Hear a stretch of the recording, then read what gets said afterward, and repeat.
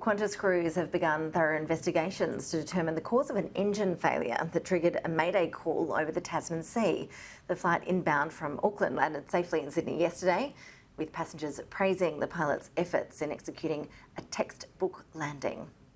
Landing was just it was like a kiss on the ground. It was beautiful. A bit of a bang in the plane started to wobble a bit. I heard the engine fall. The captain on the way out. On the way out, so which was lovely. Obviously really well trained and really capable guy, so thanks so much. And joining us now with more analysis is Geoff Thomas. He's an aviation expert and editor-in-chief of airlinerating.com. Good to see you, Geoff. Thanks for your time. Pleasure. So we've had almost a day to sort of digest all of this news. Is it any clearer today exactly what happened? No, there's not, and it may take quite a few more days or even weeks before a total breakdown of the engine occurs and an analysis of all the dynamics.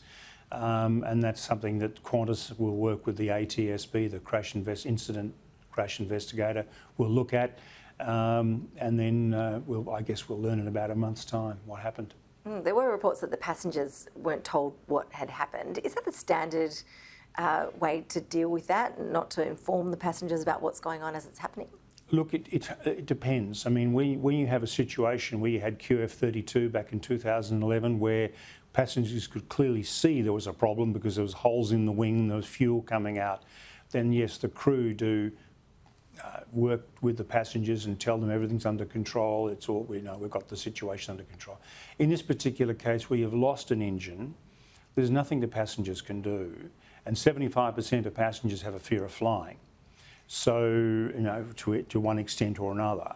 So to tell them that we've lost an engine and we're over the water is probably not the best thing to do, and it just alarm them unnecessarily, because they wouldn't be aware of the incredible reliability of the jet engine and how rare it is to lose one, and to lose two engines for independent causes.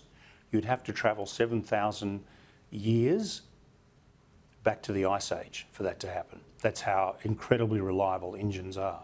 Right. And yes, the aircraft are obviously designed to be able to just carry on with one. Yes, they're certified. All twin-engine aeroplanes, commercial twin-engine aeroplanes that carry passengers, are certified to take off on one engine fully loaded, and the part of the certification test is they maximum takeoff weight.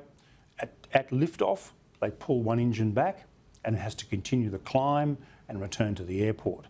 That's part of the certification. So there's no issue whatsoever. Certainly the aeroplane descends from 38,000 feet down to about 20,000 feet. So there are some parts of the world, some mountainous regions, where twin-engine aeroplanes can't go, because if they do lose an engine, all of a sudden they're down on Mount Everest. So there's some dynamics to that about routing of aircraft. That's only a minor issue, really. But yeah, it's not really a problem for the industry at all. Okay, so why a mayday call then? Well, a mayday call, very important as part of the procedures, because they didn't understand exactly what was going on. They know they had lost one engine. Had they lost two engines? What was the problem? Was it a fuel issue? Was it what was the dynamic of what was going on? So they immediately mayday, so to give them top priority for clearance to go into Sydney, and also alert all the emergency services that would be required if it was more serious. Once they had diagnosed the problem and realised that one engine's fine, the other engine's not so fine, they then downgraded it. But still, straight in approach into Sydney, and not the usual convoluted approach that you get into Sydney from time to time. Well, it looks like it was a good result in the end, so good to see, and we'll look forward to hearing more details after the investigations are carried out. While I've got you, I'm keen for your outlook of the year ahead. Yeah. Pricing for airline tickets still seems pretty outrageous. Is that looking at coming down? Look, it is, particularly if you're booking to go next week, which I am, and I've just paid an outrageous fare. Yes, short term it is. If you book long term, the fares are really good in most cases. And we've seen some seat sales. Qatar Airways had a seat sale, finished last week. Etihad's got a seat sale on at the moment. That's internationally. You've got bonds are coming into the market on the 31st of January or thereabouts, something like that. And that will really stir things up with some amazing deals to tourist destinations. And also the other dynamic is you've got capacity coming back. So Qantas has got another 4 or 5 A380s to come back. They've got 3 787s to be delivered.